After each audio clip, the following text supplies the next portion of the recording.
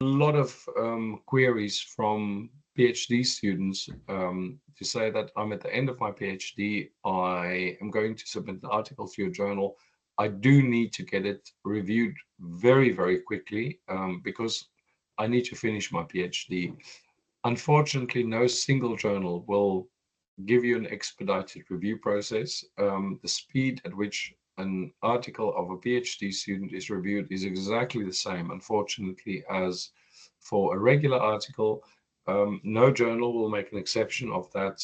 So it is important to really look very closely at the time frame in which you are expected to submit a journal and submit an article and get it published in order for you to then meet the requirements of your PhD. But in the long time that I've spent in publishing, I'm yet to see a journal that is willing to expedite the process just because it's a article for a PhD student. Okay, thank you so much, Dr. Fritz. I think we are now ready for lunch.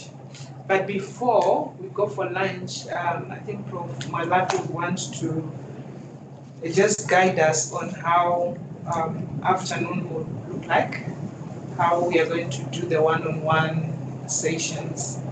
Please, Prof.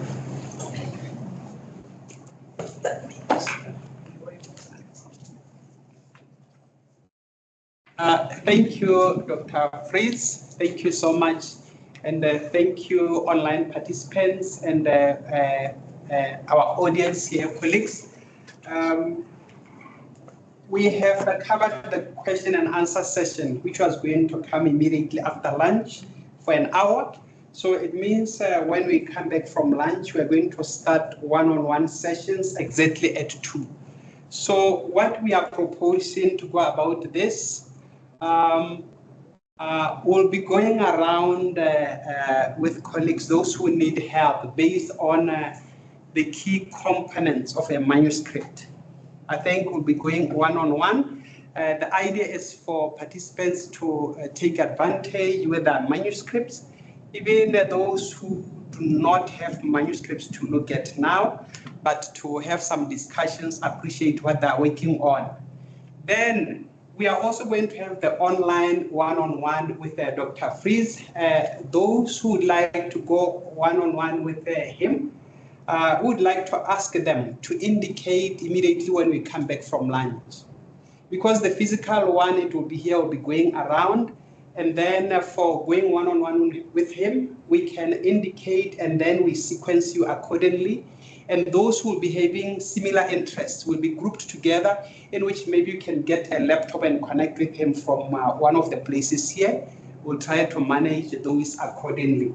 That's what we think. So Dr. Fritz, then when we come back from lunch, we just join in here like we have virtually. Then we'll indicate in case that those who need one-on-one with you, who can then maybe link from somewhere. And then for the physical one, we'll be going around here. That's how we are going to go about it. In case there's not going to be any need for one-on-one virtual with you, then it will be good for you to take a little bit of break, maybe until tomorrow. But at the end of the day, because we have been talking a lot today, which we greatly appreciate, and we can then, in case there's nothing virtual one-on-one, we can have everything here. I think when we come back from lunch, it will be clear. Those who would need to see you will arrange and then let you know once we link in here at 2, and then we'll continue with our physical one-on-one here. And then ultimately there will be the closing at 5 p.m. Thank you. That's what I wanted to say. Great. And, yes, sorry. One, if I can give all the students one bit of guidance, it may sound a little bit odd.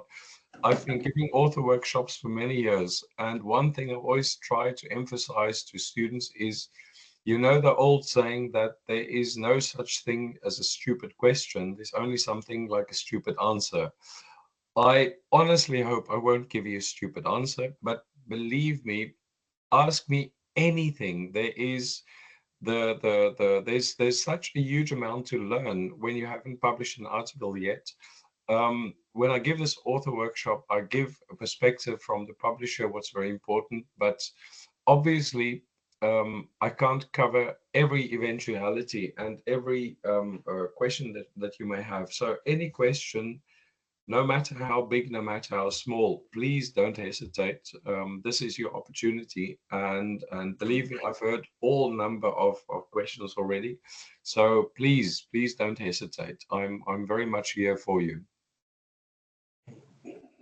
Thank you so much, Dr. Fritz, for that consideration and openness. So we are going to meet to log in all, even the online participants at 2. And then for those, even for the online participants, those who want one-on-one with Dr. Fritz, kindly communicate either to Dr. Mabuku or Dr. Dlamini on such, so that when we link here at 2, we know how to proceed. In case by then we don't have any interest for virtual one-on-one, then we'll excuse Dr. Fritz to rest until for tomorrow. Then we continue with our physical one-on-one here. Let me also remind the participants that we have shared the cards, which actually summarizes the main elements of the main components of a journal manuscript. So hopefully we'll be going through this. You are working on your manuscripts. Some of them you have already submitted. You are thinking of others. Wherever you are, make use of this opportunity, which actually the cards are going to be introduced tomorrow. But even beforehand, you can still ask anything. I will see how it goes. Thank you so much. Let me hand back to Dr. Mabuku. Okay, thank you so much, Prof. We can break for lunch, and those online will send your lunch virtually. So see you at 2 o'clock. Thank you. Wishing you a lovely lunch. Thank you. Can't say this.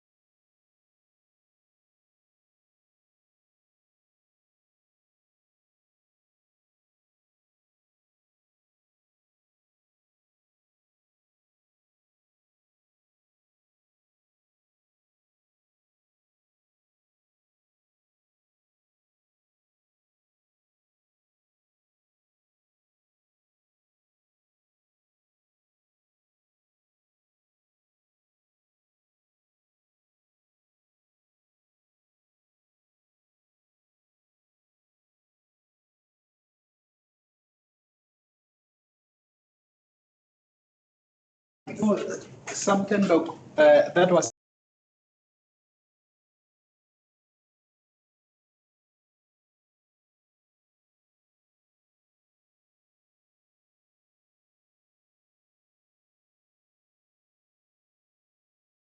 I think they will indicate the areas, or they just go somewhere. Whether it's introduction or do you mean in those or? Yeah, whether it's introduction, abstract, or any other thing, in which I think it will be difficult to find all of them having one common interest. Okay. But we can still anyway group them somewhere, and he addresses them. They go through the first request, and then from the other one, they might find that also these I have from them, to avoid him taking one and then after that's going to the other one. Maybe repeating the same thing. Repeating the same thing. He can just highlight, they can just highlight those areas, and then he's going to address all of them. Okay. Maybe I can ask those online, for their back. Sydney, are you here? Chiamba, are you here? Yes, I'm here, Doc. I'm here. Okay. Chiamba, are you here?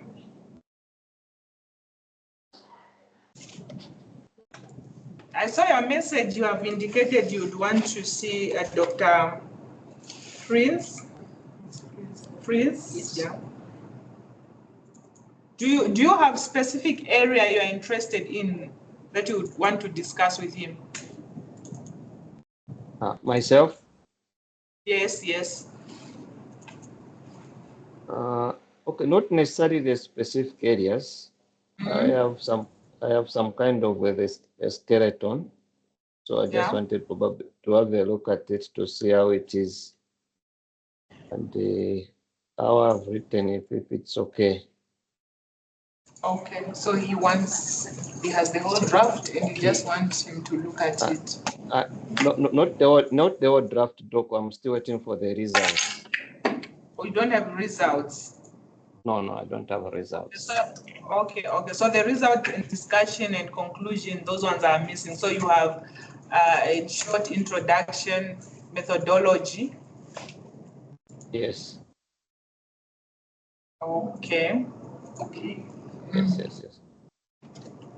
Okay. I think that's fine. That's fine. He will see.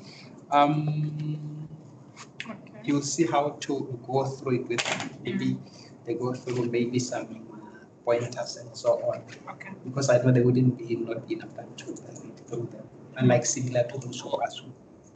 Or I fill it up some more so that maybe tomorrow we have the full to have a look at it completely, but without results and discussion. So Sydney is not in Namibia, correct? No, it's not. Okay, so it's Sydney that has indicated interest. And here in the room. Well,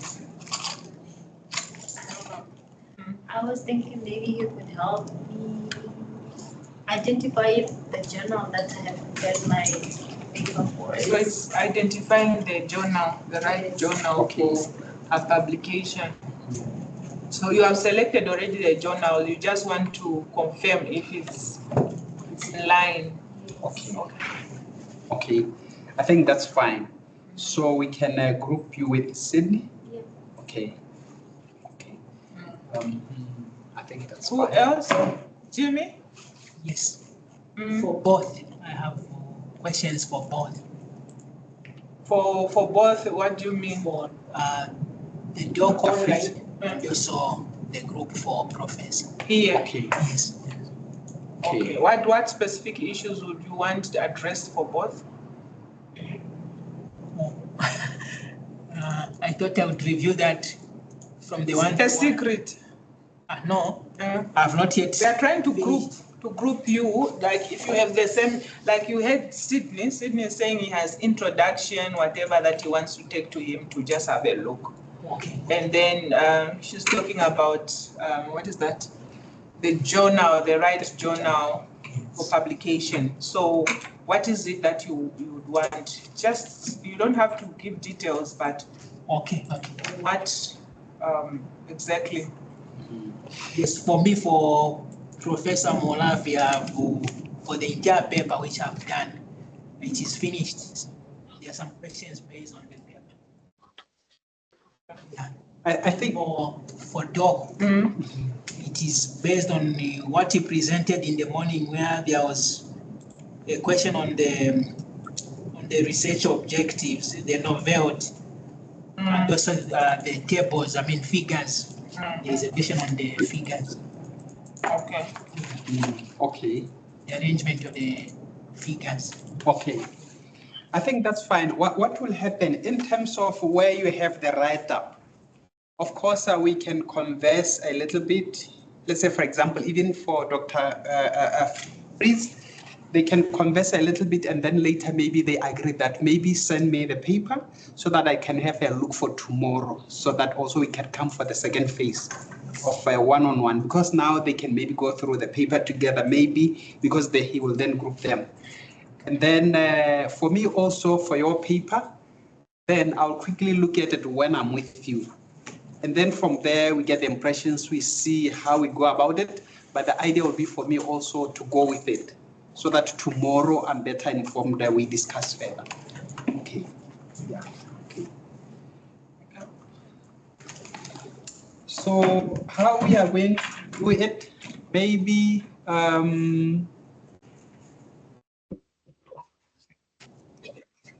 maybe another room for Dr. Fritz to be with you guys. Do you think you can identify one place? I think the drip boardroom. Yeah. Yeah, the drip boardroom. Because in that way, when you get there, then you can present where you need help.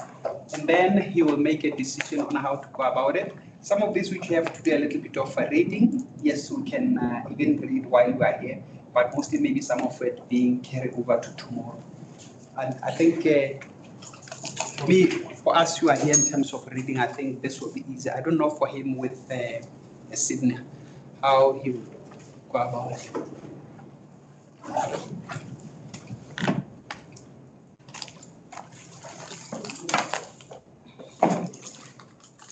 For me, Prof, do I begin with that, or I stay here and finish with that? I think maybe go there so that we can release him after that. Okay. Yeah. Then after that, you will come to. So, yeah. So I'll go with them. The drip boardroom. Okay.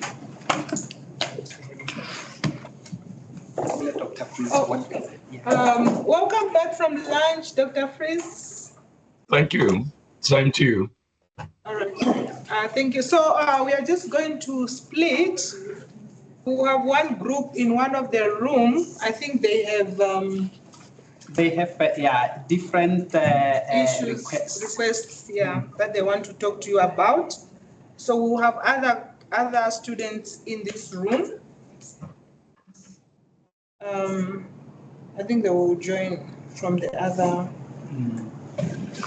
So what? Okay. So what will be happening, Dr. Fritz, is that they have different requests which they have. We have decided that we group them, and then they will present this, and you'll see how best you cover them. There are some in which sometimes there might be some write-ups which they might be want maybe some clarity. But the idea also will be, in case maybe we ask them also to submit them, which we can look at it over our time, and then tomorrow, one-on-one sessions, we follow it up with them. But you'll see how best you help them in terms of what they need. So they will be in one room group for you. I will be here physically with those who will be here. That sounds good. Thank you. Okay, just to hold on for some time until we make them join that side, and then you start.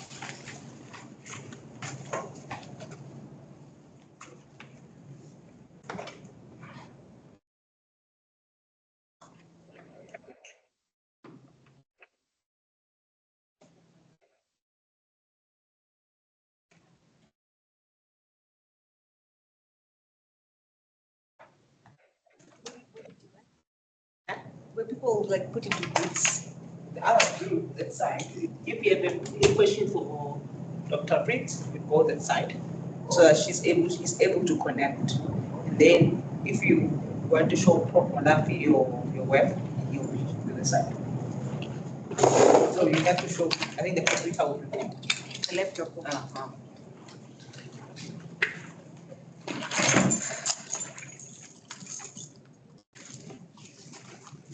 You want to like on the side? Yes. Then now cafe.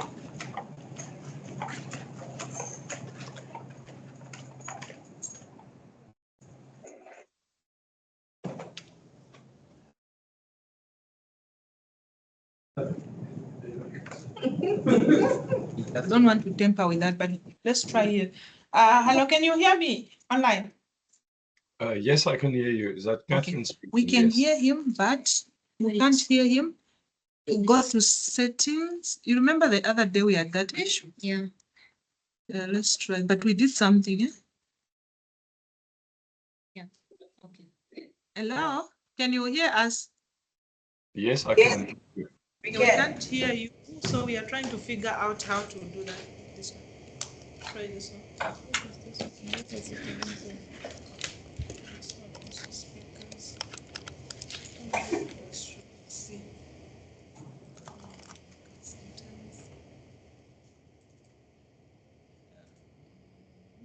Echo cancelling.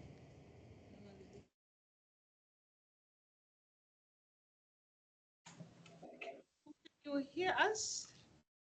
Yes, you can. Yes, we can. Yes, we can.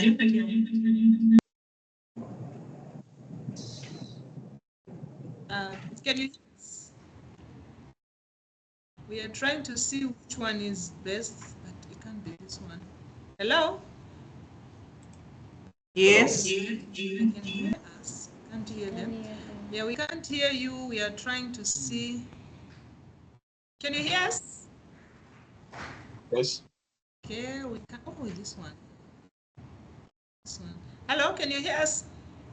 Yes. Okay. Yes. Yes. We're using the. Yeah, because they can hear us from the room. Yeah. Can you hear us? No. We can. No. You can hear now. No, we can't hear you.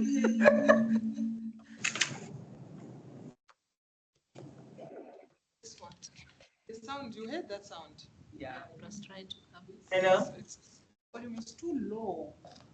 But I don't know how to. So what is that? They cannot hear us here, or they can? We can hear them. They can't hear us. Oh, okay. Because that other conference room, the problem with the. Okay, Dr. Fritz, can you hear us? I can hear you. Thank you. Okay, great. We can hear you now. So let me go that side when we finish. So now what we need to do, maybe we can, do we want to sign out that other side? Because I can't see group here. I have to go there and. Who organized the meeting? They can set up. Yeah, Then we because if we can set go group, into a then we group. can, these guys can be in a group. We're just joining there. I didn't have anything to do with there. Can I say? Or we can mute there, you can continue. Yeah, we can mute that side. Vui, Yes. can you mute that side? On the remote, I think on the remote you can mute the speaker as well, or on Teams itself, so that we focus on the physical and leave the online to continue. Can I switch off? Can I switch it off? So I'll mute it on the MS Teams first. You can exit, but the other option is just to mute the speaker so that you can still discuss and we don't hear what you are saying.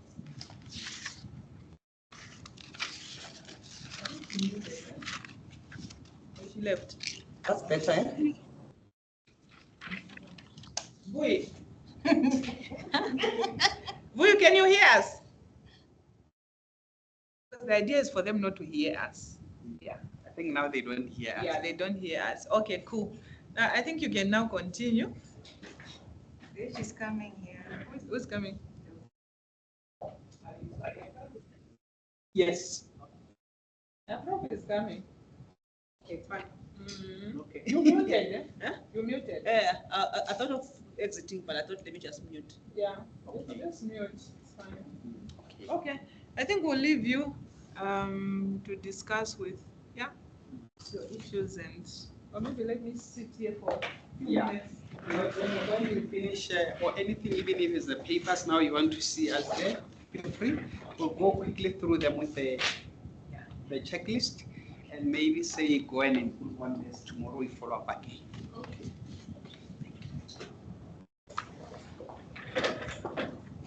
Okay, 1, 2, 3, 4. Okay, here we have sorry, can you put on camera?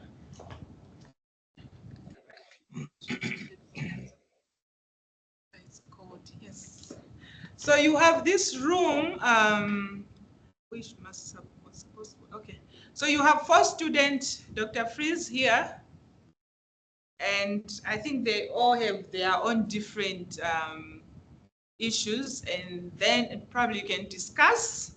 I'll be leaving the room, going to another one. So there's Catherine, Offense, Jimmy, and Faith. Yeah? Great. So, colleagues, you can go ahead, have a discussion. I'll pop in just in a minute.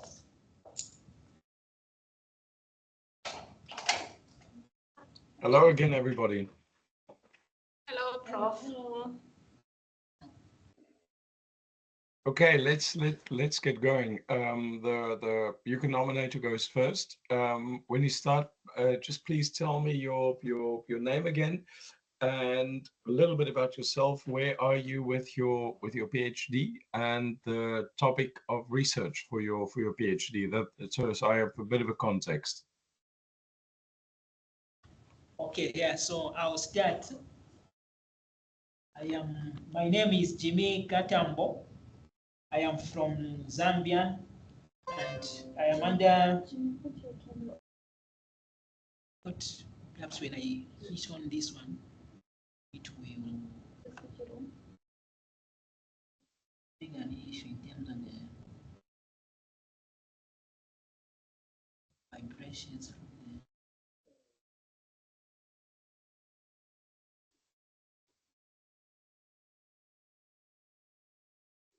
Or we can sit here. Just a camera. The camera. Yes, I was saying I am from Zambia, and my topic of research is under the Department of Computing and Informatics. The title for the topic is Development of an Agricultural Drought Forecasting Model for Southern Africa using machine learning algorithms. I'm a PhD student. Great, So, nice meeting you, Jimmy. Thank you, Prof. Yeah, so at the stage where I am is the writing stage. I have finished most of the objectives for the study. I have 4 objectives in terms of the experiments, but that's when I want to start publishing. So I only have the first draft. So in my school requirements, I have to do at least 2 papers with a thesis. So 2 papers in terms of one, a journal, and then the next one will be a conference as a minimum. Then the third requirement is a thesis. So the paper which I've done so far, the draft which I want some help in is designed to be a journal paper. Yeah, so the title for it, for now, I've just given it a similar title like my research one. It will change in the process. But then the title is Development of an Agricultural Drought Forecasting Model for Southern Africa using machine learning algorithms. Yeah, so one of the questions which arose in our discussion, which you gave us, was based on the novelty of the study.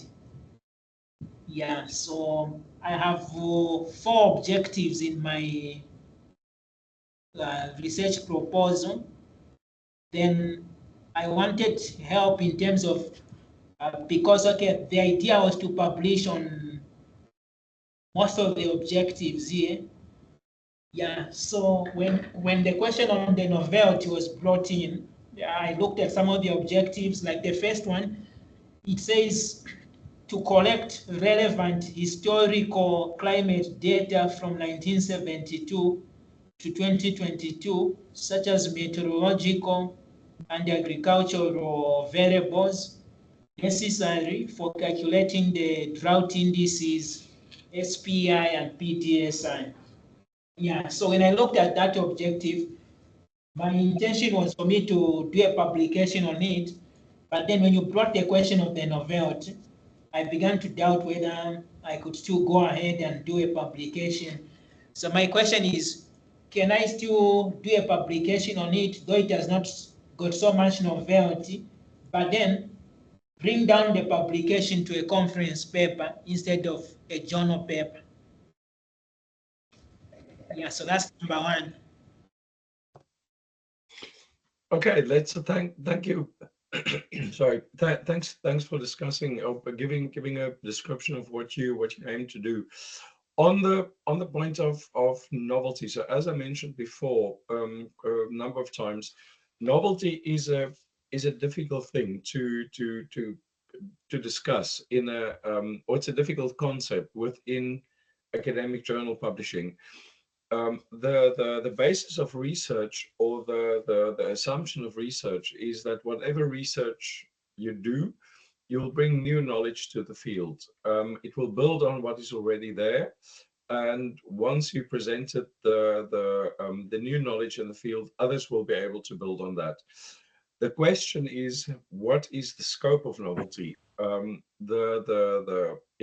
It may seem to a young researcher that you need to present a hugely important volume of novelty in that, but that's not necessarily the case.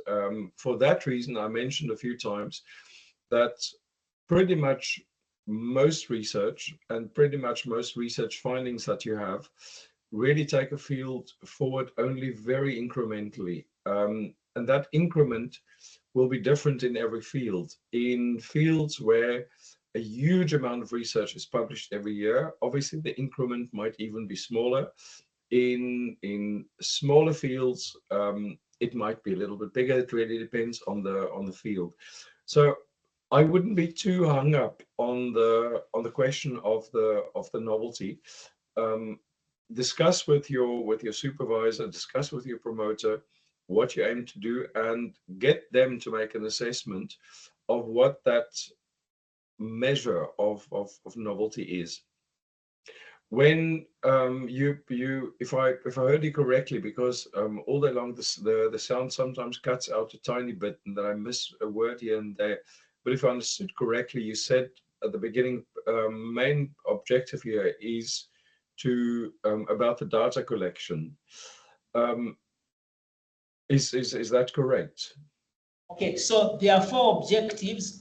So the first one among the 4 is the same one for data collection. It says to collect relevant historical climate data from 1972 to 2022, such as meteorological and agricultural variables necessary for calculating the drought indices, in brackets SPI and PTSI.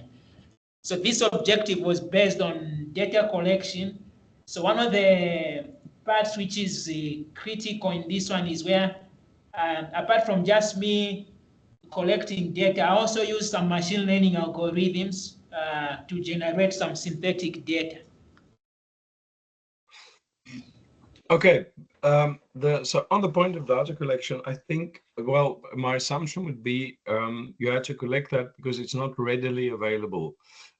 It's not like there's a database somewhere or repository where you can go collect the data and then base your research, or then plug that into your research. So obviously the data collection is a key point. about your article. Can I ask you, is that data going to be made publicly available after your research? Yes, following the way the paper format is, there is I think, a provision in the requirements where they're asking for data, and then what I've seen in the other papers which have been published, they put something like a statement saying data will be available on request, or they give a link. Yes, so Yeah. that's what I may also use, one of those where you may put a link, or you just say data will be available on request. Yeah. A very important point, and this is perhaps going slightly off topic in terms of what I want to say next. Data collection has become increasingly important in a lot of fields the last couple of years. The policy for a very long time with journals has been that the author is asked to make a statement on data availability. The statement could, for instance, be, and that depends on what kind of data policy that the journal observes. In academic journals, you essentially have 4 data policy levels. The first 2, broadly speaking, without splitting out what the difference is, but the first 2, very broadly speaking, would either have no data requirement, or they will say if you want to make a statement about data, then you should. Level 3 indicates you should make a statement about data, but it is fine if the data is not available. You can, for instance, say data is available, can be requested from the author, or you can say data is not available because this is proprietary information. For instance, your funding could have been not your funding, somebody else's funding could have been in the research project by a company, and that company keeps the data is accessible to the researcher. The researcher maybe collected data on behalf of the company, but the company owns the data and it can't be displayed. So in that case, there's a statement that says proprietary information, so it can't be disclosed. That's fine. Data policy level 4 that some journals are moving to. So this is also important when you identify a journal that you want to submit to also figure out what is the data policy level of the journal, because with level 4 there, a journal requires you to post the data to a repository so that it is accessible. They do make the proviso, though, that if it is proprietary data owned by a company or a government or what have you, that it can't be done. That is fine. But I sketch all of this just to get back to the point again about novelty. If this is the first data that is collected and is going to be accessible, if such data up until this point is not readily available, then already you do have a certain measure of novelty in there. So I wouldn't say that you should consider rather targeting a conference proceedings or conference because you are concerned that the novelty level there is not enough. What might be good, though, is to connect the data collection to one of your other objectives and not have that as a sole objective when you measure the novelty of your article. I don't know, because you didn't sketch that broadly, what you want to do on the machine learning side. Is there a model that is developed here? Is there a model it can be connected to? But the data collection in itself, I think there's already an argument. If the data wasn't available before, there's already an argument that there is novelty involved. I just think it would be good in this case to connect it to something else as well, to expand a little bit on the novelty. Does that answer your question? Yes, Doc, it does. And the second aspect, which may be connected with it, which I explained, is where I'm using the neural network algorithm to generate synthetic data for some data sets that are not complete, like the one for soil moisture. It is from 1981 to 2022.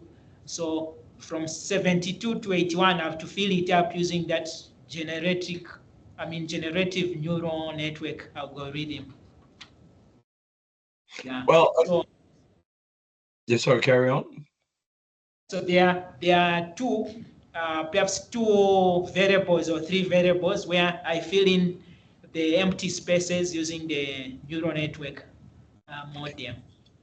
Well, exactly. I think on the point of synthetic data, there the question may end up being what proportion of the overall data that you ultimately have would be synthetic data and what would be the actual data collected. Although that needn't be a problem because if you ultimately look at the strength of an algorithm, if your algorithm is going to be exceedingly well defined and strong, then there is an argument that you might end up with more synthetic data than collected data, which is fine. So that one of the key points also could be that you perhaps develop an algorithm that is quite unique. But I think all in all, what you sketch now, it does sound to me like there is a sufficient measure of novelty to do this as an article. Okay, thank you, Doc. Then the other question which I brought in was, when a paper is reduced to a conference one, does it need to have the novelty still? Essentially, yes, because any kind of research is about presenting new findings, is about presenting a new methodology, new results, what have you. So in order for it to be accepted for a conference, novelty will apply. Again, it may not be novelty at the level that it would apply for a journal article, because one has to remember, for a lot of conferences, work in progress is sometimes taken at an earlier point than published results in a journal article. So a lot of the conference presentations that I can think of would be sort of at an early point or a midpoint of a research project. Somebody's not quite at the point of writing up a paper. They might be in the process of writing a paper, but what you see at a conference may not be the final version. Sometimes it is. Sometimes the presentation at a conference is in fact a shorter version of the paper that already has been submitted, that already is under review.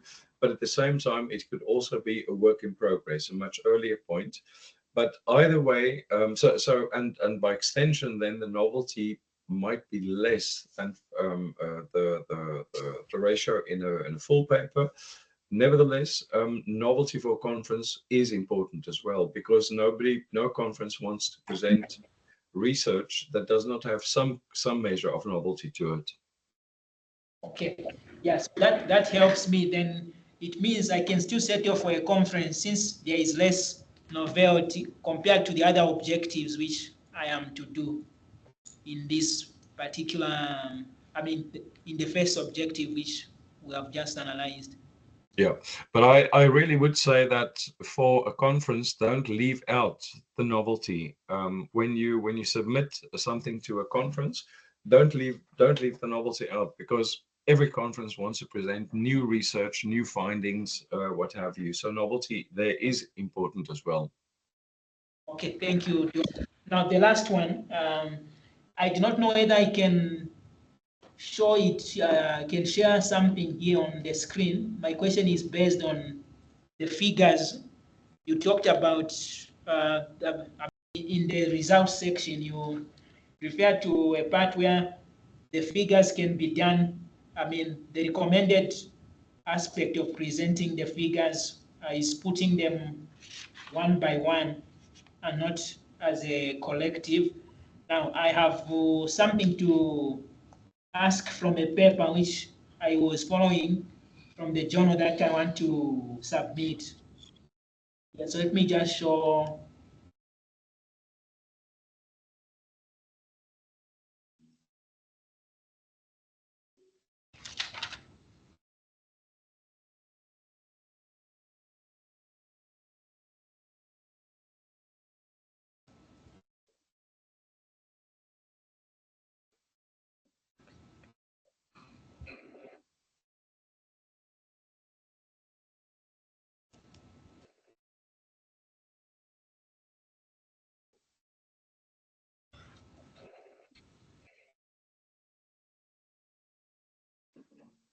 I don't know whether there is any.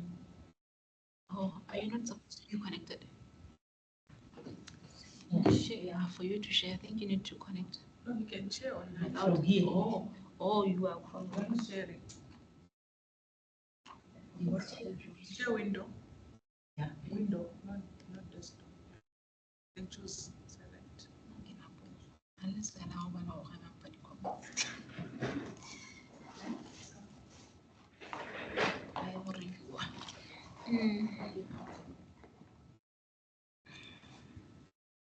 It's just slow, it's the internet.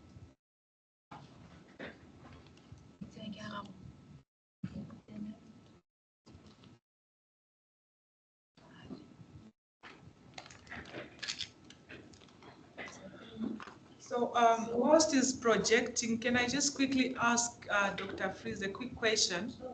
Okay. I wanted to capitalize. Okay, so Doc, I have projected a page from one of the, this is the Journal for Computers and Electronics in Agriculture.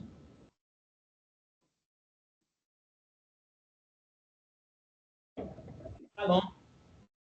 Yeah, I can see that. Yeah. Okay. So I'm trying to connect with what you said generally from your presentation. So my situation is where I have to show a couple of figures for example, I have 8 divisions for my data. So one of the divisions will have 9 of these put together, combined together, but then they'll be named just in the same way as this paper has done, figure 5, but they're in parts, A, B, C, D, up to H, and so on and so forth. So this will be for one figure. And then because I have 8 zones for my experiments, so I have 8 of these, meaning I have figure 1 up to 8. So that's a kind of numbering. But yet in parts, like figure 1 with 8 parts, figure 2 with 8 parts, and so on and so forth. Yeah. Well, this the figure that you show here, I think there's logic to having this as a full figure. This is not something that can be broken up. I don't know what it presents in total, but it could be sequential performance. It could be a composite that you need to show together. So in that case, this is fine to do that.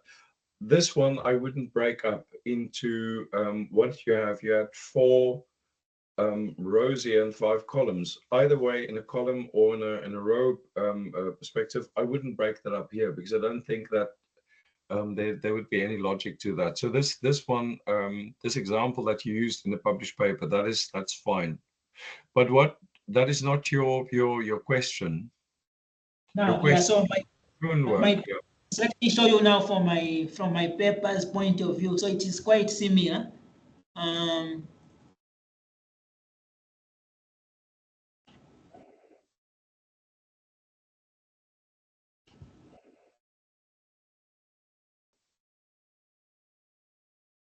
So this is the kind. So for me, I chose. Oh. Stop sharing. I thought it would show because I'd clicked screen.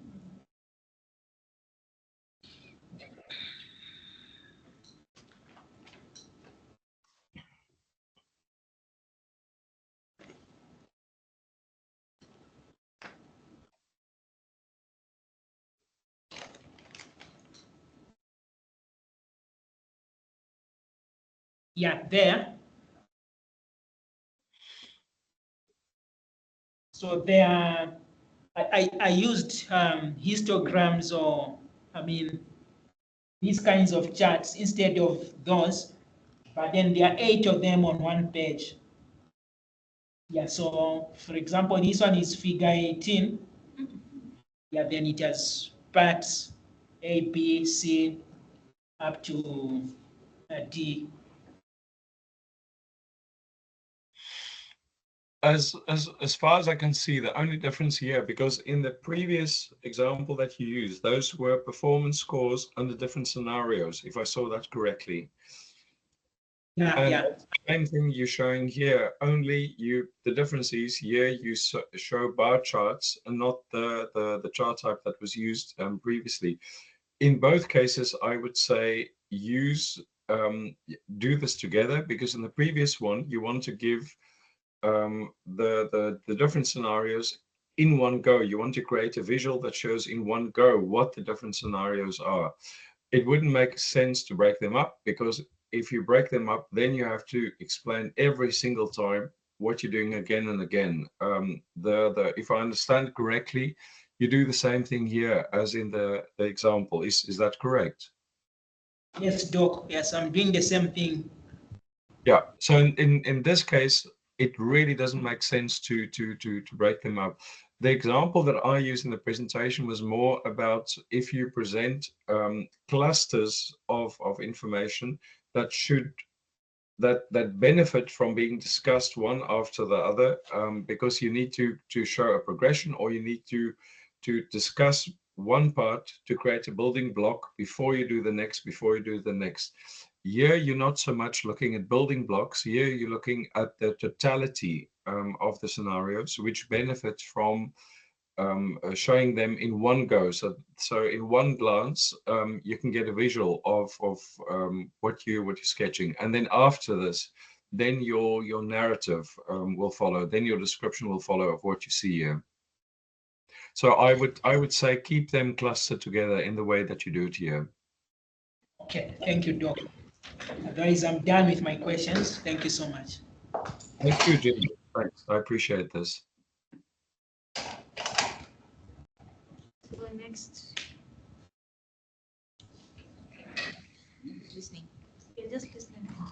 Okay, for me,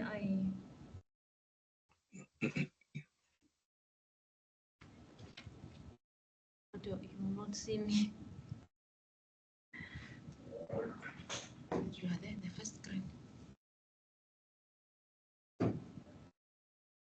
Okay. Hello, Prof. If I'm allowed to correct you, I'm not a professor because I don't have an academic affiliation now, but I'm just a publisher now, so no prof. Oh, okay, all Sorry. right. Hi, Fritz. I am speaking to Catherine now. Yes, you're speaking to Catherine. Catherine, nice to meet you. Tell me a little bit about yourself, about the what your PhD is on, and what you plan to write on for your article. Okay, my PhD is on the hydrology and geohydrology thematic area. So I'm investigating groundwater surface water interactions for sustainable and optimal water use in a water scarce catchment in Botswana. So yeah, it's quite, I would say it's a regional, it's of regional focus.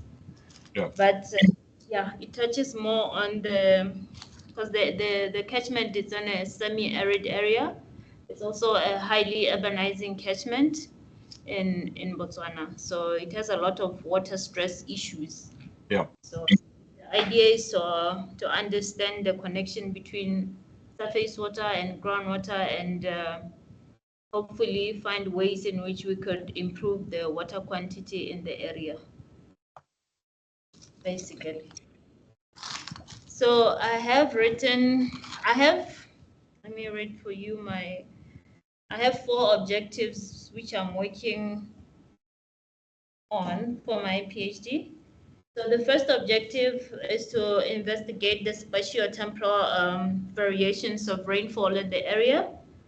So for this objective, I have written 2 manuscripts, and the one that I would like to have some advice from you today is on spatio-temporal characterization of rainfall. So I have a draft manuscript which is having everything from introduction up till conclusion and references put together with the results, of course. What I want as your input. I don't know if it will be possible to go through the abstract, and also I can share the journal which I have identified as my target through consultation of my advisors. So Sure. yeah. So already the journal is this journal is Applied Water Science. It's by Springer. I don't know if I'm able to share. Let me do this.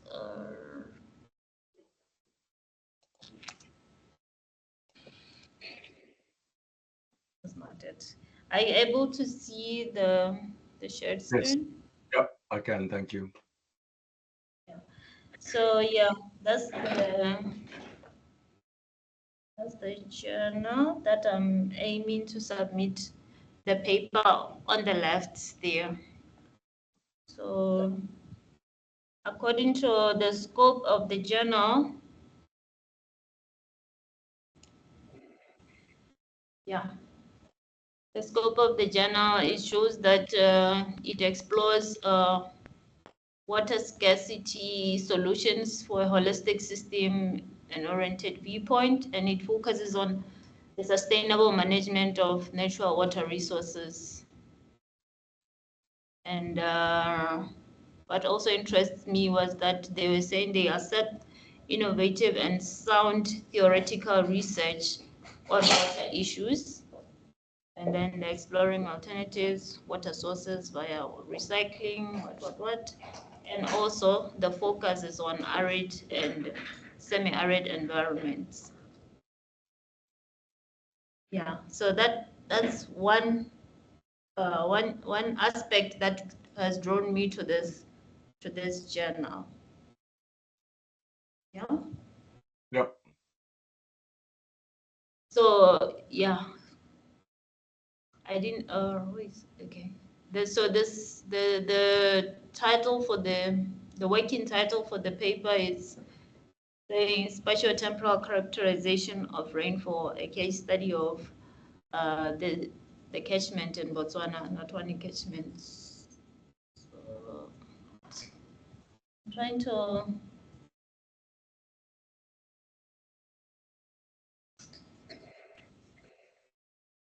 Yeah, so this is a mini abstract that I have put together for the paper. I've given this paper to my advisors to have a look. I haven't received the comments yet on it. So, yeah.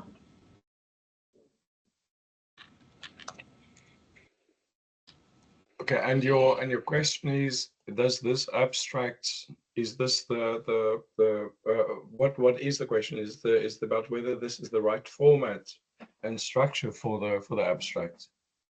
Yes, I wanted to know if this, when you read the abstract of the paper, do you think it will fit enough with the journal, looking at the scope of the journal that I've just shared? Yeah. As I mentioned earlier today, I publish in my portfolio, I publish 19 journals, and then I also manage a team in which many more journals are published. So two important things is I'm not a scientific editor, I'm a publisher. So I'm not the editor-in-chief of a journal. So I never take the decision on whether something is has a good fit with the journal or not. Nevertheless, I know my journals very well, so I have a good sense of what can be, whether broadly speaking something fits the aims and scope of a journal or not. Now, as a publisher, I receive on a weekly basis, I receive quite a number of titles or abstracts where an author would say, can you tell me, I'm interested in journal X or Y or Z, can you tell me whether this fits the scope of the journal? because I know my journals quite well, despite the fact that I'm not a scientific editor and I'm not the person deciding whether something will be accepted for review, that is the job of an editor-in-chief. Nevertheless, because I know the journals, I usually can guess, not guess, but make an assessment based on a title and an abstract whether it might fit the scope of the journal. But generally speaking, I don't give an answer on that because that's the job of an editor-in-chief. But generally speaking, even an editor-in-chief will look at a title and an abstract, and the answer will be, it looks broadly to me that it fits or it doesn't fit. And if they say it broadly fits, then the answer will be, however, I'd like you to submit the paper because only the full paper, because only then I can make a good assessment.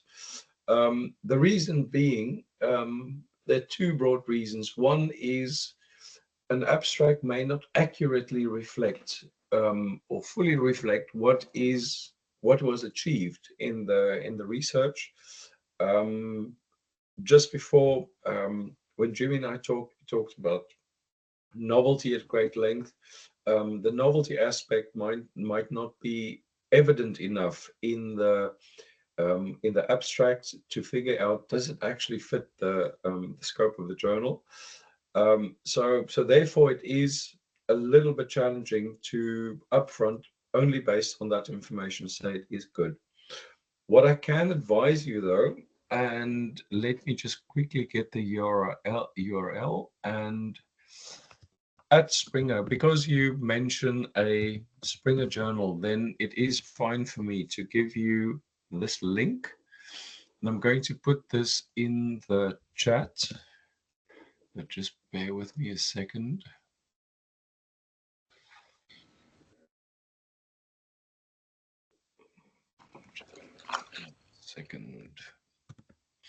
You can keep the abstract open if you like. Or is it just that I can't see it now? Or the paper. Yeah, you can keep it open if you like. That's fine. So because you do mention Springer Journal that you are considering applied water sciences, in the chat, just tell me if you can see that. I just added a link to what we call the journal suggester or the journal finder. And in that, if you add your, hold on, let me see, can I actually, oh wait, I can't share my screen now, hold on, that's fine. But if you click on that link, you'll see that you can, this is a resource to help you find a suitable journal for your article. And if you add here the abstract, the title or the abstract, I would advise do both, because the more information you give, the better this tool works. And then also add the keywords if you have them. You have them here, so do add them as well. And that'll give you some kind of indication of what are good journals within Springer Nature. We only look at Springer Nature journals here. I would guess that applied water science would come out of this, because applied water science is, I don't publish it myself, but I know the journal very well. It is a broad journal across all aspects of water research.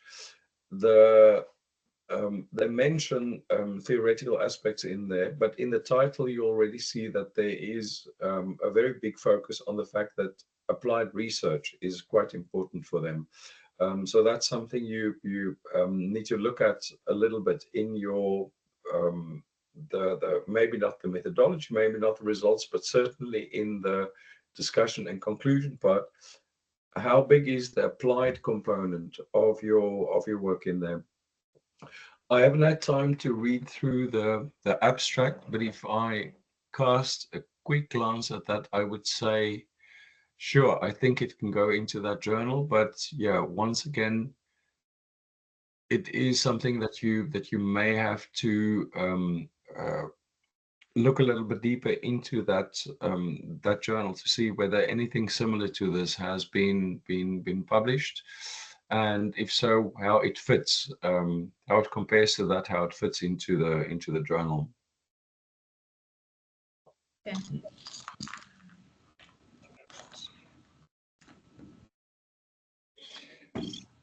one part that if I look at the last two sentences in your abstract, one part that I would ask is you say here the study contributes knowledge on the ability of CHRPS-V2 in analysis of the spatiotemporal characteristic of rainfall in data-scarce areas.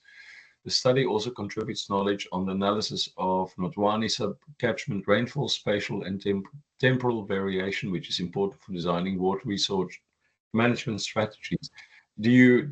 The last two parts, do you elaborate a little bit on what exactly the contribution of knowledge is and how that allows for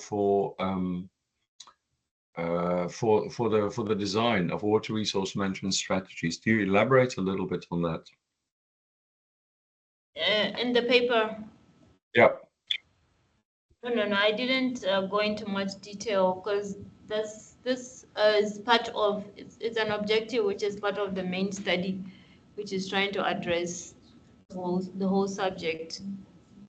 Okay, okay, no, that's fair. Yeah.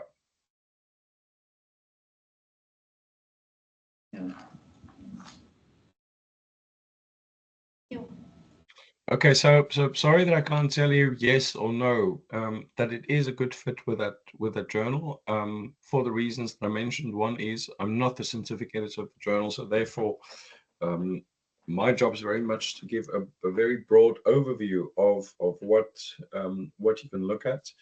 But do try the journal, find the link that I sent you. I would guess though, you can do it while we're speaking now, and I would guess if you enter the title and the abstract and the keywords, that applied water sciences most likely will be one of the journals that pop up in the results. Okay. All right.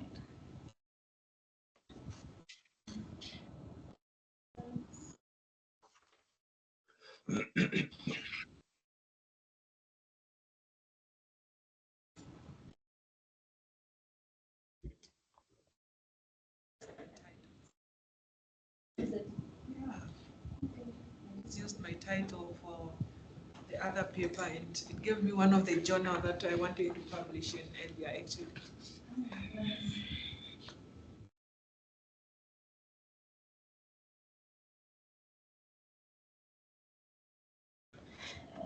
What did I do? Just a quick question, Dr. Fritz. I was just wondering, is it advisable, for example, if I submitted an abstract to a journal and the reviewers, gave me their comments and then gave me a deadline, and then because of work, I was too busy that I was not able to, give the comments at the time that they wanted. And then unfortunately, they decide to withdraw the paper. Is it advisable for me to resubmit the paper at a later stage? Yeah, but I would advise two things. So your paper's been accepted for review. You mentioned submitting an abstract. Of course, only submitting an abstract won't lead to the paper being accepted. So let's assume you submitted the paper, it was accepted for review. It had gone through the first round of review. You get back the comments. Let's assume it's going to be major revisions, and you realize there's a fair bit of work here to do. Most journals will give you a time frame to say, come back in X number of weeks or X number of months to submit the revised version. If you see that for whatever reason that time frame is not viable, write to the journal and tell them sometimes people do it immediately because they look at the time frame and it says submit your resubmit your revised version within 30 or 60 days. Sometimes immediately you realize I can't do that. Sometimes you get to the end of that period and realize I still need more time. In all cases, do write to the journal and ask for an extension. Most journals will give you an extension. The problem is if you don't inform a journal that you need more time, what happens quite a lot is that most journals have a policy whereby if you have to submit a revised version, they will start sending you reminders close to the due date when you have to submit, and they will tell you you have X number of days. Please remember to submit your revised version. And once you go past the deadline, they will again tell you you are past the deadline. Please remember to do that. Oh, I see applied water science is there, and quite a lot of other ones as well, which is encouraging. But then some journals, and this is the important thing, have a policy that if you miss the deadline after reminders were sent, so a journal might, for instance, have a policy whereby you get, for argument's sake, you get 7 days before you have to submit your revised version. They will remind you to do that. And then on the date itself, they will say this is the deadline. And then they will send you, for instance, 2 reminders thereafter to say, don't forget, you still have to submit the revised version, you pass the deadline. But then some journals then have a policy, once they've sent 1 or 2 reminders and you don't respond, you don't submit anything, then they will automatically set the paper to withdrawal. There's an important reason for that. All journals work on turnaround times. The turnaround time meaning the time that is spent between the submission of the article and the final acceptance or rejection of the article. A lot of journals publish that information online so that authors have an expectation that they can work around on how long on average does it take between the submission date of an article and the acceptance of an article. So in order to maintain that turnaround time, it also is important for papers that don't submit the revisions on time and that repeatedly miss the deadline but don't let us know about anything, that those papers are removed from the queue so that the turnaround time in general for the journal doesn't, in an unfortunate manner, get longer than it should be. Some journals have the policy that if you need much longer than what is the time that is allowed, they will then tell you it's fine, take another 3 months, 4 months, 5 months, however what you indicated you need. And do remember, sometimes the review comments will be of such a nature that you really will need a lot of time, much beyond the limits or the time frame that the journal will sketch. And in those cases, a journal sometimes will advise you to withdraw the paper and then resubmit when you're ready. What is not good is not to send any kind of message to the journal about you need more time or you need an extension, because sometimes journals then may have a policy to say that you didn't say anything the first time around, we sent you many reminders, the paper was withdrawn because you didn't respond, so now you're resubmitting again, but will you actually submit on time this time? Because the review process is also about managing one extremely important resource, which is the time that the reviewers give to us that they can do the review in. Of course, it's something we have no control over. We're really there on the receiving end of what reviewers can do, but we're also very careful in not overloading the reviewers or what have you. So if you want more time, just drop a note to the journal and say, I need more time, can I have an extension? And then they will advise you. Will they advise you to withdraw the paper and resubmit, or will they just say, it's fine, you can have an extension? Okay.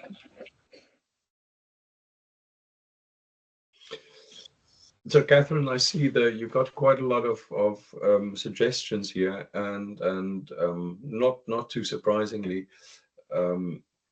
applied water sciences is here as well. So there, the main thing is to do 2 things. One thing is you look at the aims and scope of the journal and you think, well, this is something that will fit very well there. And then also by looking at what has been published in the journal to try and get a sense of what the audiences are of this journal. The aims and scope text already will give you some indication on that. Those are the 2 poles that define very much the choice of journal. The fact that that you believe your article will fit the aims and scope, and very importantly also will give you the audiences the reading audiences that you want for your article. Okay.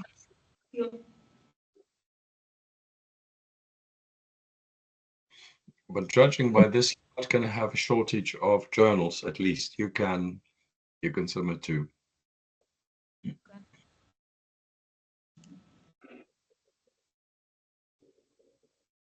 I have a question.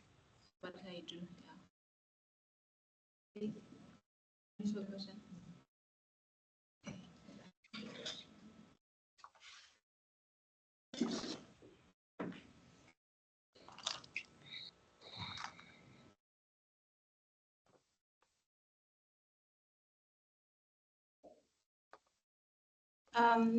Good afternoon, Doctor.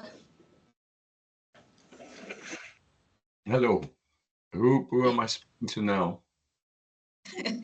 Offense.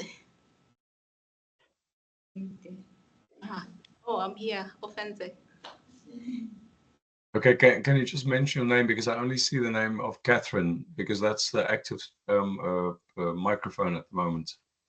Oh, yes, I'm using Catherine's computer. I'm not logged in online. Is it fine? Yes, absolutely fine. I didn't catch your name at the beginning. Sorry for that. Oh, offense. Okay. Yes. So my You, PhD. sorry to interrupt. Do you mind just putting on your full name in the chat? Okay, yeah, Catherine just did. Fancy. There I see it. There I see it. Thank you so much. So my PhD is on water use efficiency of pearl millet crop in Namibia. Okay. So yes, I'm trying to analyze how efficient is it in using water, because what we have seen is that due to the climate variability, the yields have been changing, and at some point the farmers didn't get anything. So we are trying to come up with a water management strategy on what to do in case of drought, so that the farmers can also get their yields. So I'm analyzing that crop water use efficiency, and I don't have a specific question, but maybe if you can elaborate on choosing, what can you advise a starter, someone who is starting to write, on how to choose a journal with the impact factor that is likely to accept your paper? Can I start with 0 point something or 1, or you advise one to start with a higher impact and then fall down to lower impact from your experience? That is a very difficult one to answer. Ultimately it depends on, well, I mentioned earlier the whole publish or perish issue. So as an academic, you when you have an academic position, you will be given guidelines by your institute. That could be your institute itself, or it can be nationally. It can, for instance, be through a national research foundation, where they give broad guidelines on when you publish, what should you be targeting. Quite often, it'll be one or two things. They'll give an indication of how many articles you have to publish on an annual basis, and then quite often one or two things will be mentioned in addition, and one will be it needs to be in an impact factor journal, and quite often their bandwidth is given. It needs to be in your field. The bandwidth is going to be X to Y, for instance. Or, and this you see in a lot of countries where not the impact factor is mentioned, but where the quartile is mentioned. So as I sketched before, when you have a, I'm actually going to show you that so that you have a better idea of what I'm talking about. Just hold on. I'm just going to look up a journal quickly. And I will look up one of the journals that I publish in my portfolio, called the Hydrogeology Journal. Okay, there we have it. Just hold on. I just want to see, how do I share?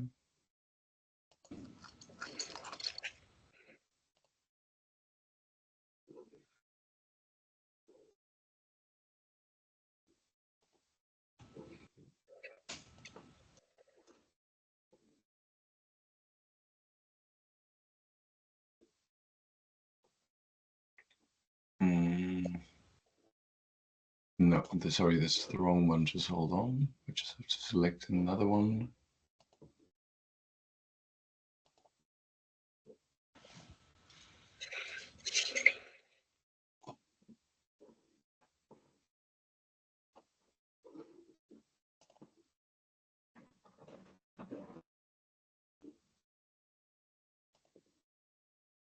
Can you see my screen? Yes. Okay, so Clarivate is the organization that issues the journal citation reports, and the journal citation reports, which are usually released every year around the end of June, they list all the journals with an impact factor. So this is a journal that I published called Hydrogeology. Here you can see the impact factor. The latest impact factor is 2.4, and so this is already as one indication. Maybe you as a researcher, your institute will tell you you have to publish in a journal that has an impact factor, let's say for argument's sake, between 1 and 4. This journal would then fit into that. Or it might tell you that you need to look at the quartile. And so every journal is, in addition to having an impact factor, also is categorized according to very fixed disciplinary or topical categories. And these are categories that Clarivate themselves would define. We are, for the journal Hydrogeology, we are classified in geosciences multidisciplinary. There are 253 journals that are indexed by Clarivate in this disciplinary ranking, and we are number 112, and as a result of that we are in the second quartile that you see here. We're also categorized or ranked rather in water resources. There a total of 127 journals are indexed in the water resources category, and we are number 59, and there also we are in the second quartile. And then finally we have a third category ranking, and that is in geosciences interdisciplinary. For some other reason, Clarivate does not show, Web of Knowledge doesn't show this number now. There just could be a glitch on this site. That's why it doesn't show now, but at least here you have an idea of, in addition to the impact factor, something else that often is looked at. Now, for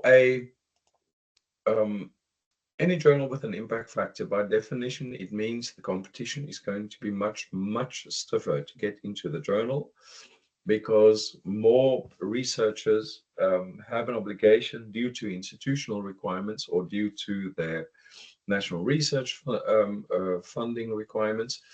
They have an obligation to get into an impact factor journal. So the competition is much stiffer, and that means more papers are submitted to a journal, and the more papers that are submitted to a journal and the more popular and impactful the journal is, the higher the requirements become within the journal.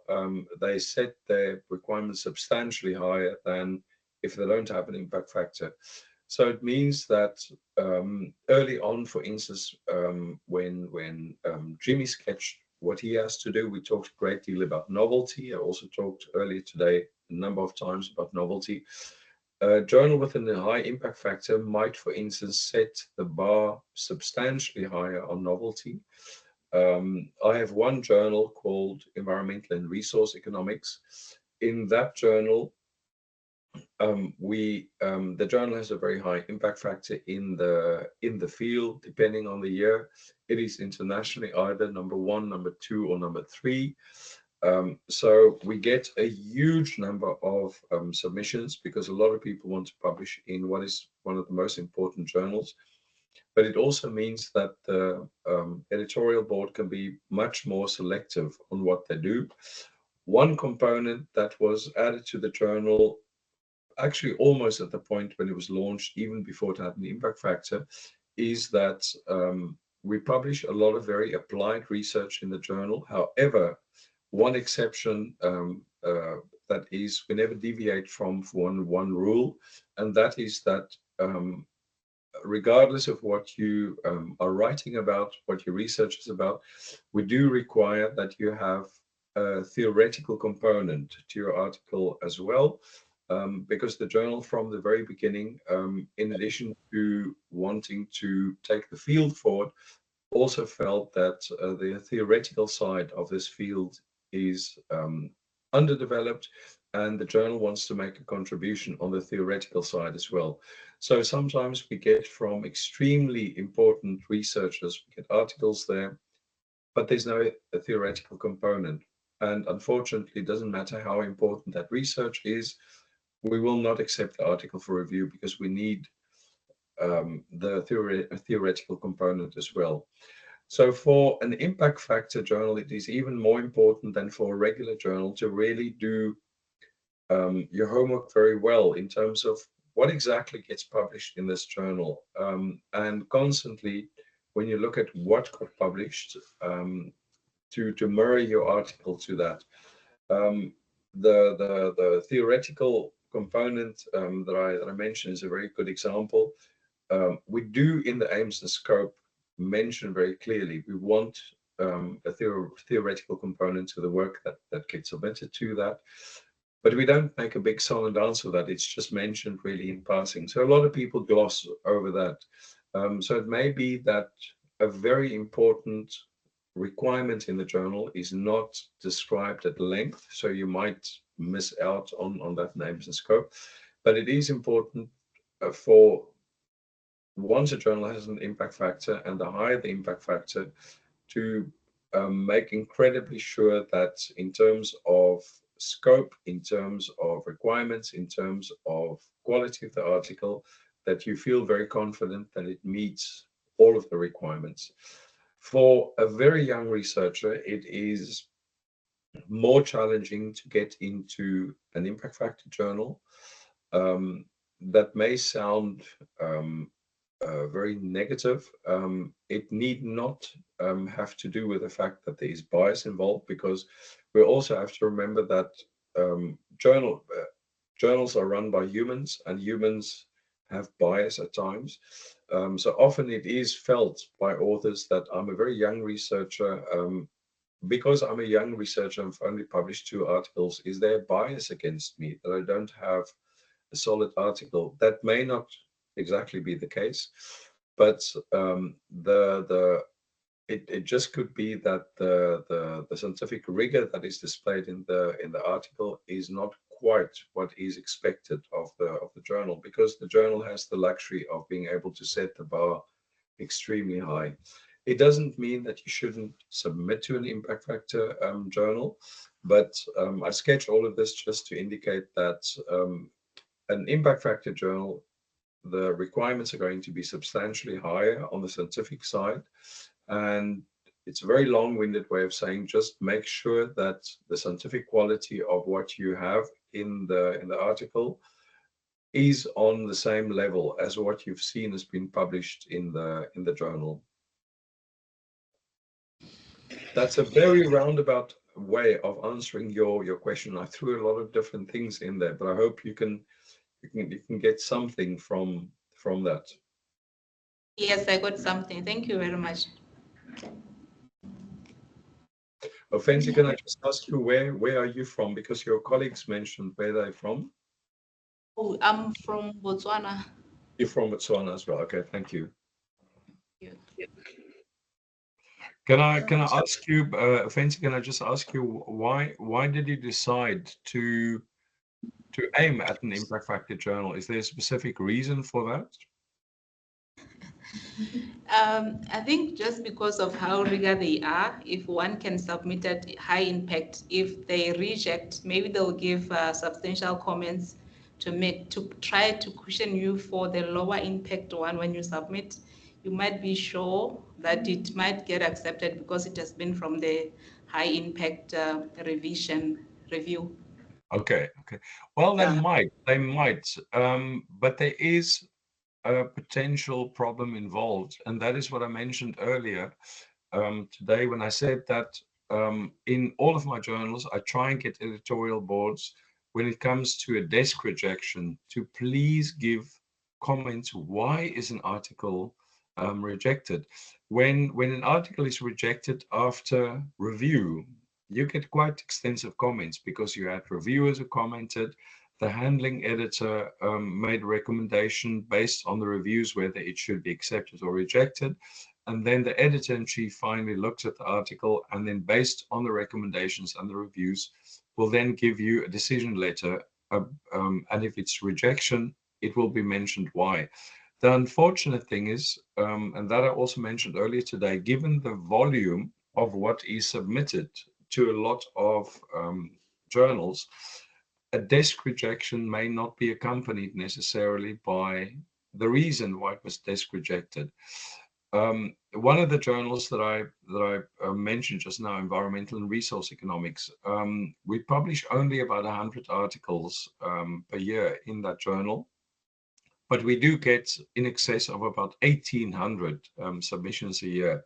That is a lot for we now have 3 editors-in-chief, so we split the work across them. But it is a lot of work for them because every single day they will get a number of they'll get at least 2 papers on the desk every single day of the entire year.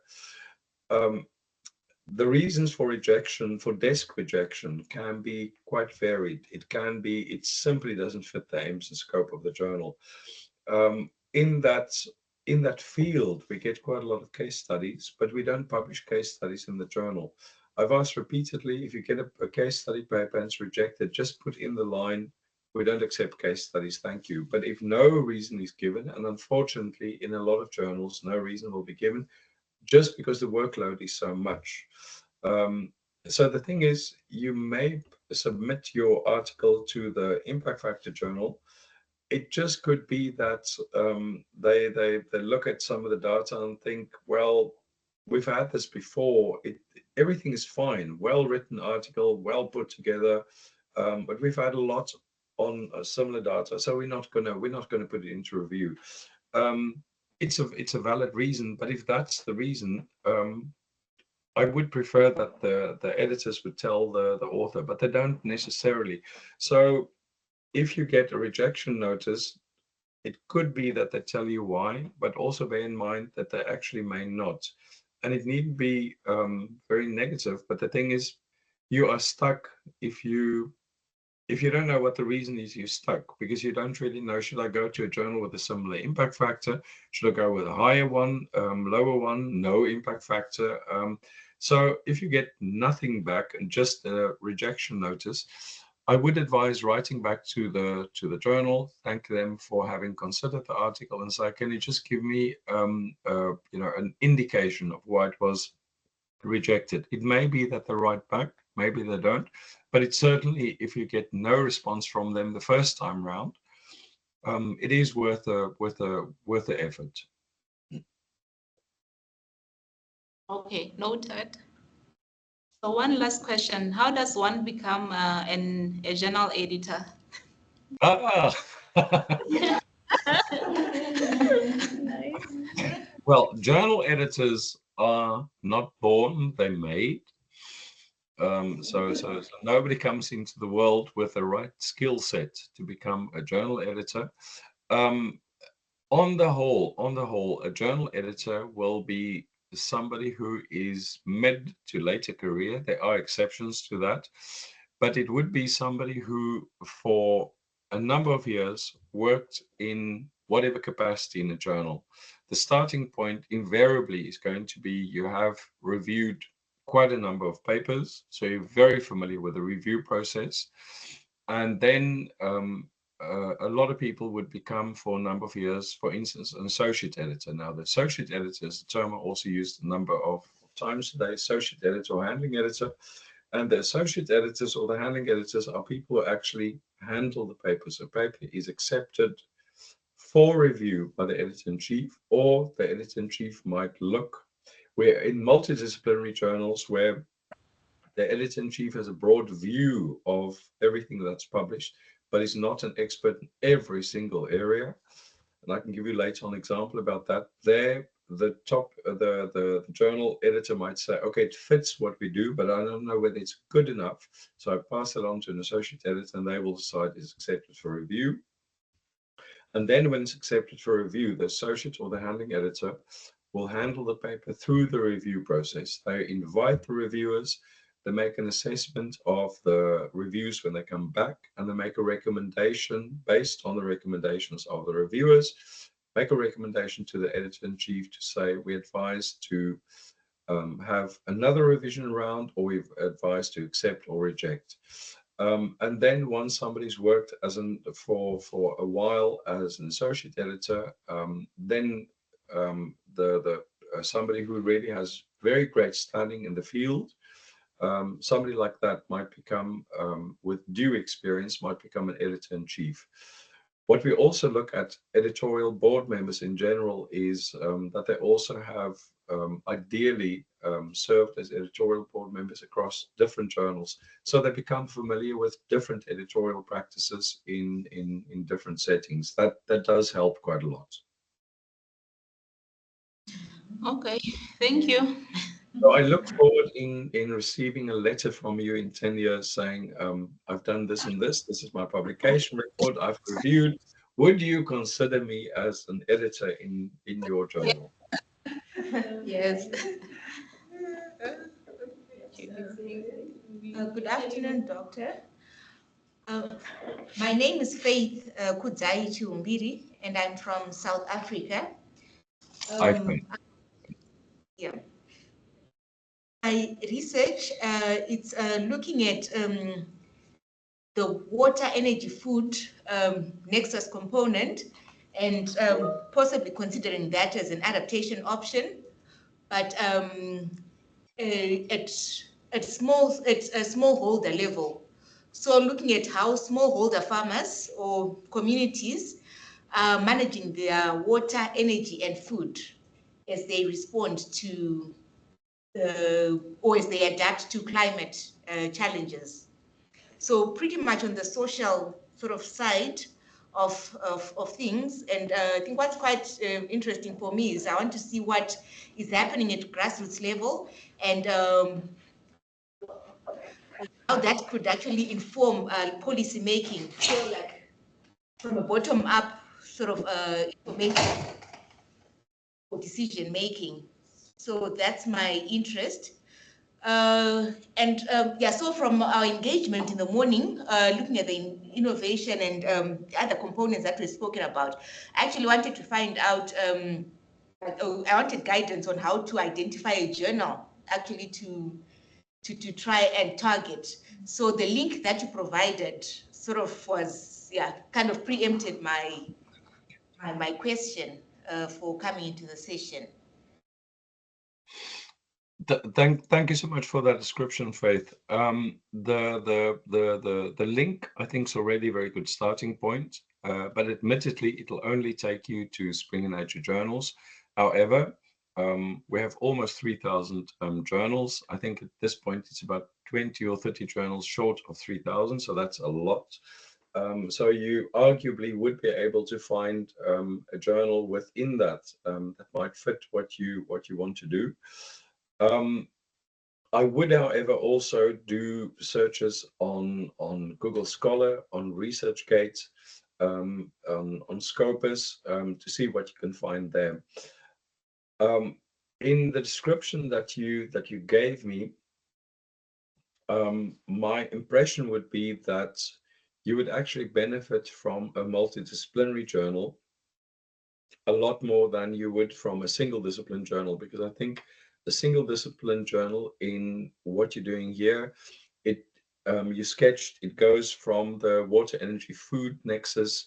The focus that you have is at smallholder level, how they adapt to climate change challenges, and then working up from grassroots through to how that informs policy making.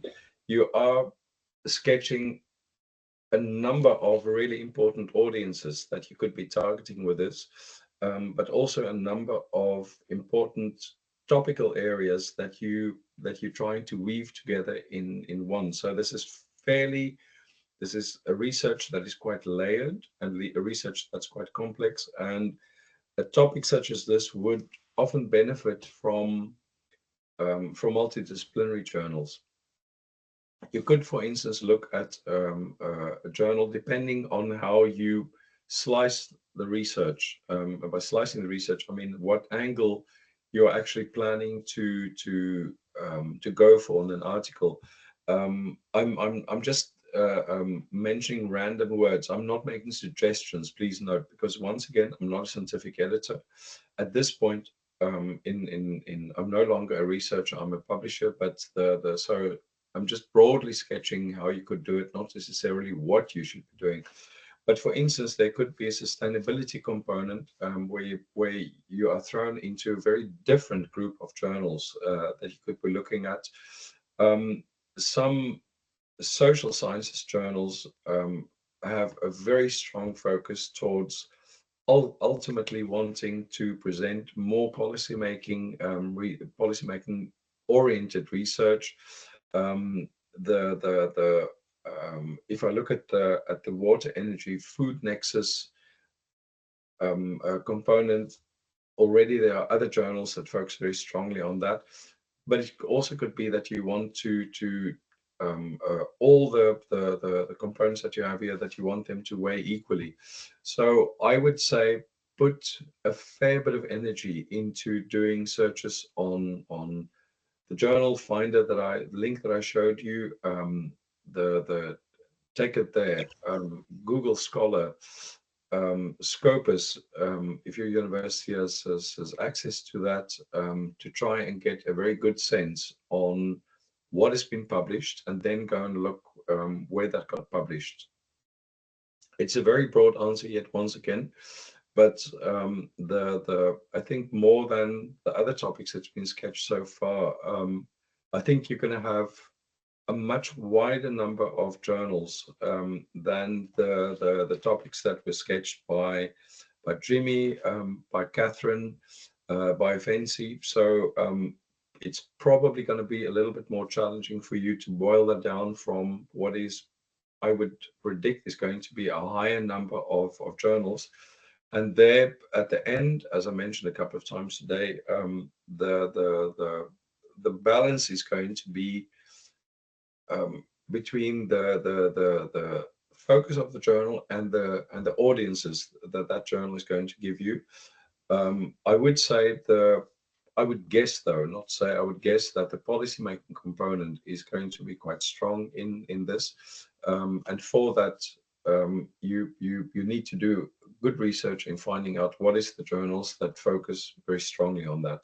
But yeah, I would draw up a couple of components of your research and say and add a weight to each of them, because the weight of the different components ultimately will define on the part the scope of the journal that's most suitable to this, and then connect that then finally to, and does that give you the audiences that you're also aiming at? Thank you very much, Dr. Does that give you a broad entry point, at least, into how to go about that?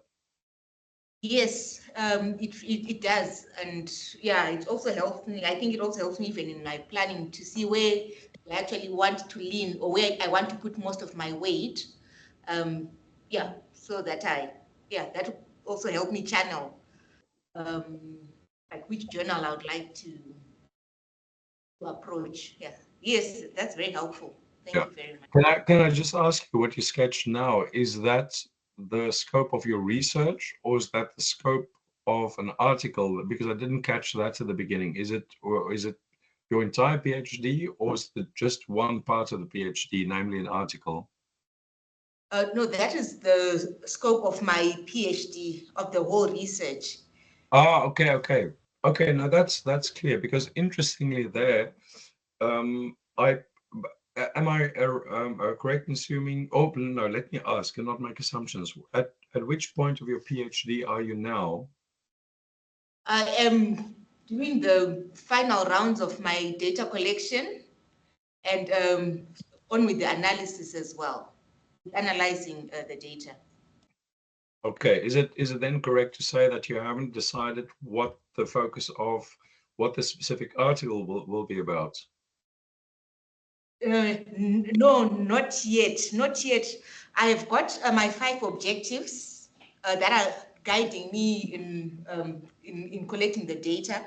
So, and it could also be, it could be that I can actually collapse 2 of them into one article. Like it seems there are some objectives that I'll be able to merge and come up with, I think, a minimum of 2 articles for the whole research, depending on how I'm going to group them, to group my objectives together. Yeah. Okay, that's clear, because if the topic that you sketched was only an article, then already I think you're going to be spoiled for choice, because it covers quite broad terrain, and I think a lot of journals will fit the full scope. But yeah, if you collapse on the objectives, then you slice it very differently, and you'll come up with a very different set of journals. But I think either way, you'll have very broad choice to publish. Thank you.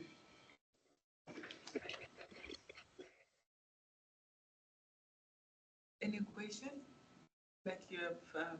Looks like there's no one with a question. Is Sydney? Did Sydney say something? No. I was just waiting for people to present. Yes. Good morning, Prof. Doc. Good morning, Doc. Good morning. Good afternoon. Yeah. Oh, it's afternoon.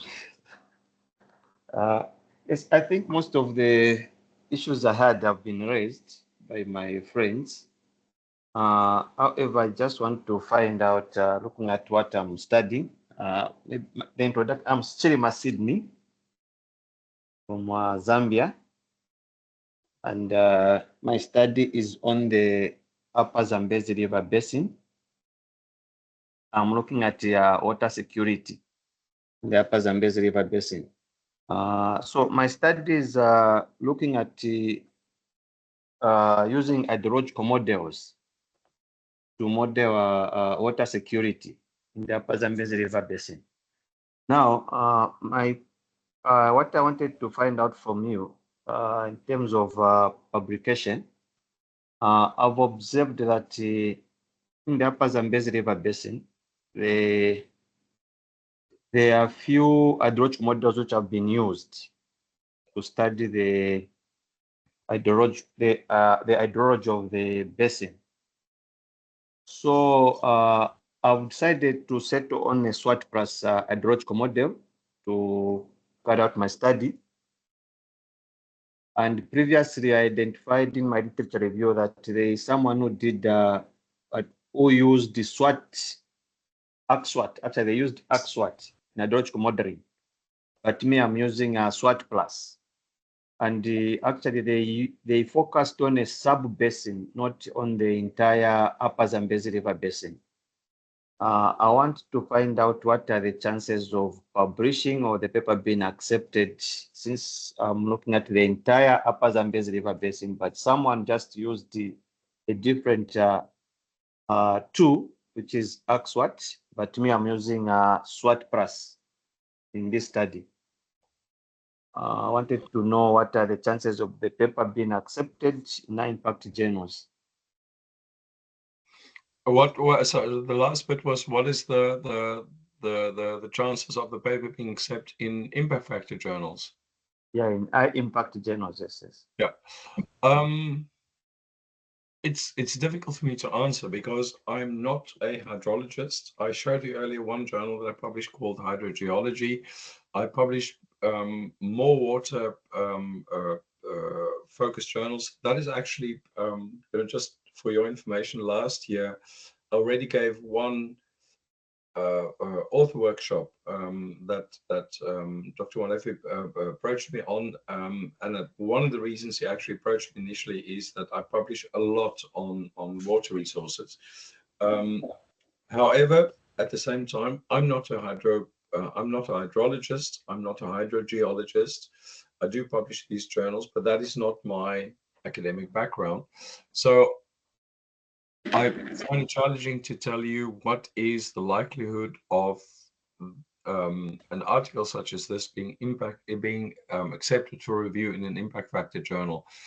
The sole reason that I can't answer you that is that I am not sufficiently immersed in the different modeling methods for in hydrological circumstances, so that's difficult.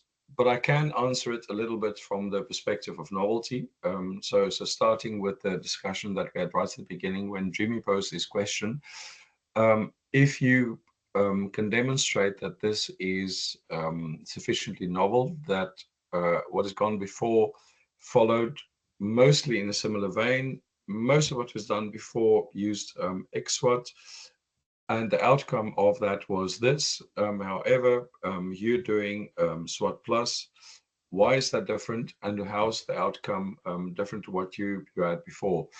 That might be the novelty point, that for a journal, whether it's with an impact factor, without an impact factor, it might be the reason that they look at your article and think, okay, this is great. This is something we haven't seen before. What are your research findings? Is that substantially different? Does it bring new insights to the field?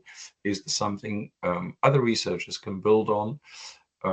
Will the use of SWOT plus be convincing to other researchers to follow in a similar fashion? And it could be that the answer to all of that is yes, and therefore they will be able to accept that for review.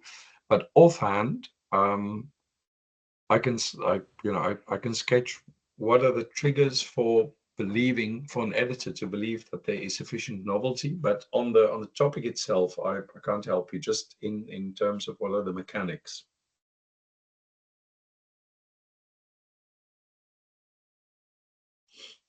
So does that help a little bit at least? Yes, it does. What I would also advise in this case is to, if you know, do go and do searches definitely on articles that use SWOT plus, especially if they have reference XSWOT as well, to figure out how did they present that research? Was the novelty aspect highlighted at all?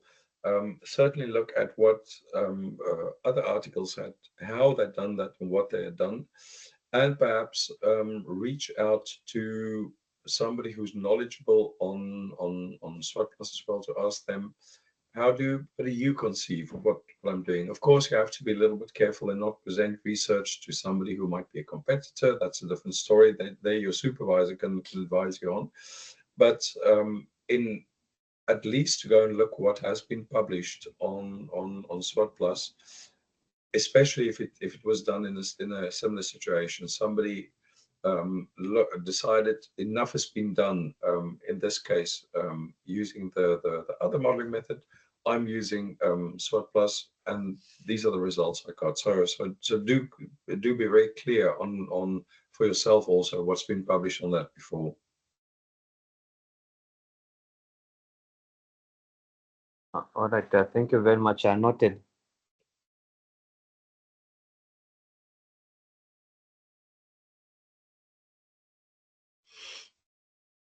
Great. Anybody? Any further questions from anybody? Looks like there's no question. Everyone is satisfied. Great. Then I want to thank everybody in the order that that the questions were asked. Well, actually do it in reverse order. Two of you, sorry, I didn't get your last name, so apologies for that. Lastly, Sydney Sichulima from Zambia, thanks. Faith from South Africa, Fancy from Botswana, Catherine Kerapetsi from Botswana and Jimmy Katambo from Zambia. I hope I noted everybody's name and country of origin well. I really appreciate your questions. I'll mention this tomorrow again. At the end, you'll see, I think you already saw today my email address. At the end, after the retreat, everybody will also get a PDF showing all of the slides that were presented today and tomorrow, and my email address is on there. So if later on you have a question, please don't hesitate. Write me a note and I'll answer that as much as I can. But thank you so much for your questions now. I appreciate that. Thank you so much, Dr. Fritz, for that. We'll meet you again tomorrow. We are going for a break, and I think we will see you tomorrow. Great. So does that mean, because we had arranged till 5 o'clock, but are those the last questions? Because wasn't there another room that I had to go to now? No, everyone came here. Those who wanted to discuss with you were all in this room. The other ones were left there, a few of them, but they said they wanted to talk to Prof Moalafhi. So we discussed that if we are done, everyone is done, then we can release you to go and rest as well and prepare for tomorrow's session. Thank you. I got a cold at the worst possible time, so I have to admit I appreciate resting my voice at least. I have no idea what I sound like to you now, but this is not my normal voice. No, thank you so much. Thank you so much. I wish you a good day, and I hope a lovely evening altogether, and I look forward in speaking to everybody again tomorrow. Thank you for today. Thank you. Thank you. Bye-bye. Yes.